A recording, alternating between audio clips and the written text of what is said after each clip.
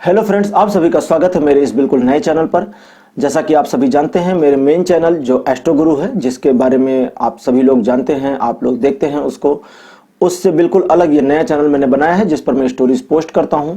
तो जो लोग मेरे साथ पहली बार जुड़े हैं इस चैनल पर, उनका पहले स्वागत करता हूं, और जो मेरे पुराने व्यूवर्स हैं उनका थैंक यू। आप लोगों ने इस चैनल को भी सपोर्ट करना शुरू कर दिया है। जो लोग नए जुड़े हैं उनको बता दूं कि मैं टैरो कार्ड रीडर हूं और मेरा जो मेन चैनल है उसका नाम है एस्ट्रो गुरु। आप यूट्यूब पर एस्ट्रो गुरु लिखेंगे तो मेरा चैनल तुरंत सामने आपके आ जाएगा।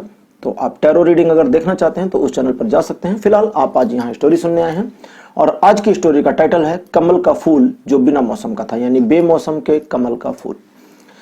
पुरानी बात है, बहुत समय पहले की वैशाली नगर बहुत ही मशहूर नगर था, बहुत ही फेमस नगर था। भगवान बुद्ध अक्सर वहां आते रहते थे। भगवान बुद्ध विहार करते थे। विहार मतलब सन्यासी थे तो एक जगह टिक नहीं सकते थे, तो वह अपने संघ के साथ, जो उनका शिष्यों का पूरा ग्रुप था उसको वे संघ कहते थे, तो संघ के साथ वे भ्रमण करते रहते थे। तो एक बार वे वैशाली नगर में आकर के, वैशाली के नगर के किनारे, सबसे मतलब वैशाली नगर से बाहर एक बगीचा था, बहुत बड़ा बगीचा था। उस बगीचे में वे रुके, उनके शिष्य रुके। नगर में खबर फैल गई कि बुद्ध आए हैं। लोग जाने लगे, मिलने लगे, उनका आशीर्वाद लेने लगे, सत्संग चलने लगा, एक अलग ही हवा चलने लगी। उसी नगर में एक मोची रहता था। मोची यानी कि कॉबलर, जो जूते चप्पल सिलता था। तो वो दिन भर मेहनत करता, मेहनत करके जो कुछ भी वो कमाता, वो ज्यादा से ज्यादा 2 या 3 कांसे के सिक्के इकट्ठे होते उसके पास। उस समय कांसे के और चांदी के और सोने के ऐसे सिक्के चलते थे। तो 2, 3, 4 कांसे के सिक्के उसके पास इकट्ठे हो जाते थे और उसी से उसकी रोजी रोटी चलती थी। तो एक दिन वो जो है अपने काम पर जा रहा था, तो जाते जाते रास्ते में उसने देखा कि तालाब में एक कमल का फूल खिला हुआ है। तो उसे बड़ा अजीब सा लगा कि अरे, ये तो मौसम ही नहीं है कमल के फूल का। इस मौसम में तो कमल का फूल होता नहीं है, ये कमल का फूल इस मौसम में कैसे खिल गया। तो उसने सोचा चलो कोई बात नहीं, इसको तोड़ लेते हैं, देखते हैं मार्केट में ले जाकर, अगर एक आध कांसे के सिक्के में ये बिक जाएगा तो एक सिक्का अलग से मिल जाएगा, आज की कमाई में एक सिक्का और ऐड हो जाएगा। तो वो तालाब में घुस गया और उसने वो कमल का फूल तोड़ लिया। और तोड़ करके जैसे ही बाहर निकला, थोड़ी दूर जाने के बाद में उसे एक आदमी मिला। उसने उसके हाथ में कमल का फूल देखा और बोला, अरे ये कमल का फूल कहाँ से लाए। तो उसने कहा तालाब में खिला था। तो बोले और है। बोला नहीं, एक ही था, मैं भी हैरान था कि ये इस मौसम में कैसे आ गया। तो उस आदमी ने कहा 5 सिक्के दूंगा कांसे के, जल्दी से फूल मुझे दे दो। तो वो मोची सोचने लगा कि इसने कुछ सोचा नहीं अपने मन में और 5 सिक्के देने को तैयार हो गया। 5 सिक्के तो मतलब मैं पूरे दिन मेहनत करके नहीं कमाता, 3-4 होते हैं, कभी बहुत ज्यादा कुछ हो जाए तो 5 आ जाते हैं सिक्के। तो 5 सिक्के, फिर उसने सोचा कि दे ही देता हूं। वो देने ही वाला था, तब एक दूसरा आदमी आ गया। उसने कहा 10 चांदी के सिक्के दूंगा, ये फूल मेरे को दे दो। तो उसने कहा कि आप क्या करेंगे इसका, 10 चांदी के सिक्के क्यों देना चाहते हैं। तो उसने कहा मूर्ख, तुम्हें पता नहीं है भगवान बुद्ध आए हुए हैं, वहां ठहरे हुए हैं बगीचे में, ये फूल लूंगा और उनके चरणों में रखूंगा। लो। उसने 10 सिक्के निकाले, हाथ में दे दिए, बोले ये लो, लाओ फूल दो जल्दी से। तो वो मुझे सोच रहा था कि इस फूल की कितनी कीमत है कि ये 10 सिक्के में बिक सकता है। उसने कहा नहीं, मैं तुम्हें नहीं दूंगा, मैं बाजार में ले जाऊंगा और देखूंगा कौन इसकी ज्यादा कीमत देता है। वो दोनों उसके पीछे पीछे। तब तक और लोग भी देख रहे थे, सब हैरान कि अरे, ये बिना मौसम के कमल का फूल लाकर कहां से लाए हो, क्या और है। लोगों ने कहा नहीं, ये एक ही है और इसके हाथ में है। थोड़ी देर में जब वो बाजार में पहुंचा तो लोगों की भीड़ जमा हो गई। तो वो जो 2 लोग उसके साथ चल रहे थे वो बोले कि ये जो है नीलामी करना चाहता है और जो बोली लगाएगा उसको ये दे देगा। तो भीड़ में से एक आवाज आई, 2 सोने के सिक्के। मोची तो एकदम हैरान कि 2 सोने के सिक्के। सोने के सिक्के तो मैंने बस दूर से देखे हैं, आज मुझे 2 सोने के सिक्के भी मिल सकते हैं इस एक फूल के बदले। 2 सिक्के की बात पर वो सोच ही रहा था कि किसी ने भीड़ में से पुकारा कि 2 सिक्के में मत देना, मैं तुम्हें 10 देता हूं सोने के सिक्के। अब मोची वहां और हैरान हो गया कि इस कमल के फूल के लिए 10 सिक्के। तो उसने जोर से पूछा कि तुम 10 सिक्कों में इसको खरीद कर क्या करोगे।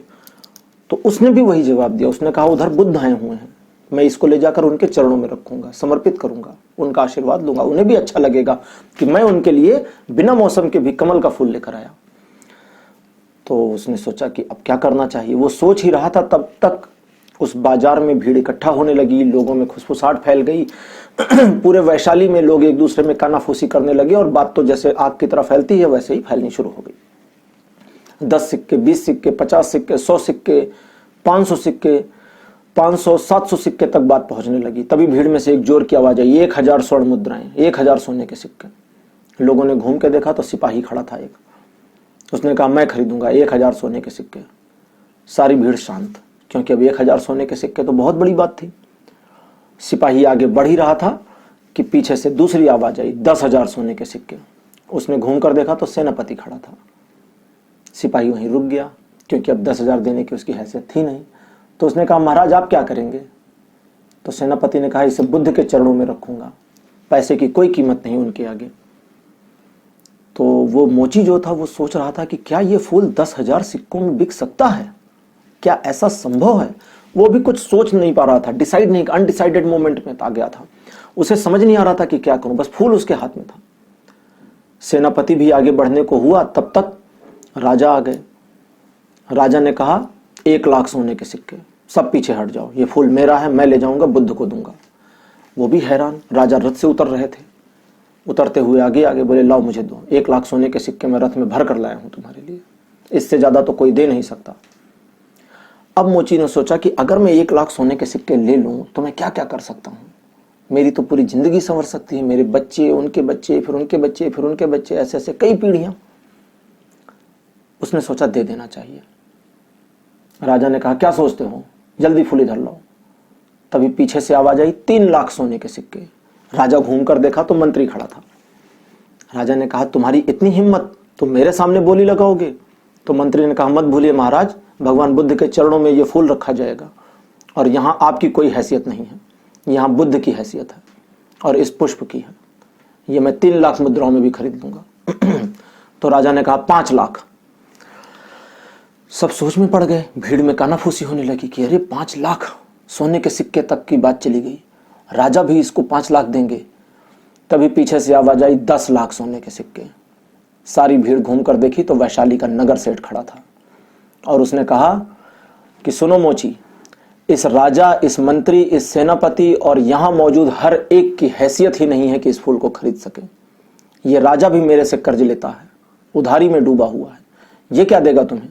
तुम बोलो, मुंह खोलो, कितना चाहिए? 10,00,000 तो मैंने कह दिया, लेकिन तुम मुंह खोलो, 20, 25, 40, 50,00,000 कितने चाहिए मुद्राएं?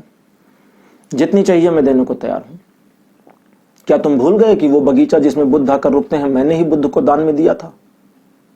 इसकी एक स्टोरी मैं आपको सुनाऊंगा फिर कभी कि वो बगीचे का क्या मामला है। मेरी टीम के लोग नोट करें, ये बगीचे वाली स्टोरी मुझे अगली बार सुनानी है। बताते बताते चीजें याद आती रहती हैं। अच्छा, तो अब वो सोच रहा था कि क्या सचमुच 50,00,000 सोने के सिक्के मुझे मिल सकते हैं? यार मेरे घर में तो इतनी जगह भी नहीं होगी, मैं रखूंगा कहां पे? लेकिन फिर उसके दिल में एक ख्याल आया, और वो जो ख्याल आया वो बड़ा प्यारा था। उसने कहा नहीं, मैं ये किसी को नहीं दूंगा, क्योंकि जिस आदमी के पैरों पर ये फूल रखने के लिए आप 50,00,000 सिक्के देने को तैयार हैं, जरूर उस आदमी में ऐसी बात होगी जो 50,00,000 सिक्के भी उसके सामने छोटे हैं। मैं ये उनको खुद दूंगा। और वो बगीचे की ओर चला गया। भीड़ पीछे पीछे, राजा भी पीछे पीछे, सेठ भी पीछे पीछे, सारे लोग पीछे पीछे जाकर देखना चाहते थे। बात अब तक बुद्ध तक भी पहुंच चुकी थी। शिष्य भी आकर बताए कि आपके चरणों में एक बिना मौसम के कमल के फूल को रखने के लिए नीलामी चल रही है मार्केट में, और बहुत लंबी लंबी बोलियां चल रही हैं, राजा भी आए हुए हैं उसमें। तब तक बुद्ध ने देखा कि वो मोची आ रहा है। वो आया, बुद्ध को प्रणाम किया और उनके चरणों में कमल का फूल रख दिया। फिर उसने कहा कि ये भेंट मेरे से स्वीकार करें। तो बुद्ध ने उसे उठाया, बोले ये बताओ, जब तुम्हें इतनी धन मिल रहा था, इतनी मुद्राएं मिल रही थी, तो तुमने लिया क्यों नहीं? अपनी गरीबी को दूर क्यों नहीं कर दिया? इसे तुम मेरे चरणों में लाकर रखते हो, क्या प्रयोजन है?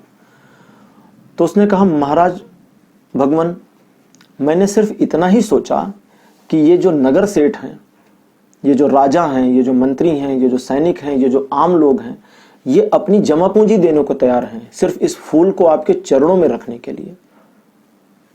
तो कीमत इस फूल की नहीं है, कीमत आपके चरणों की है। ये इस फूल की बोली भले लगा रहे थे, लेकिन मामला यह था कि इस फूल को रखेंगे आपके चरणों पर। तो मैंने सोचा कि अगर आपके चरणों पर फूल रखने में इतना महत्वता है, इतनी बात है, खासियत है, तो क्यों ना मैं ही रखूं।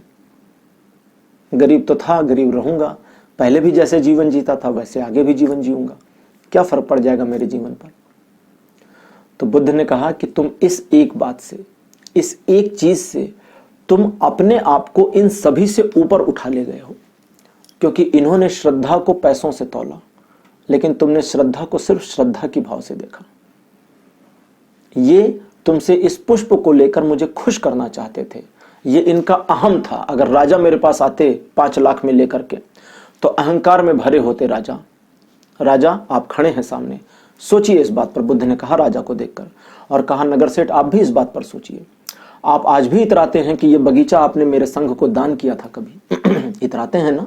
नगर सेठ की नजरें नीची हो गई, राजा की भी नजरें नीची हो गई।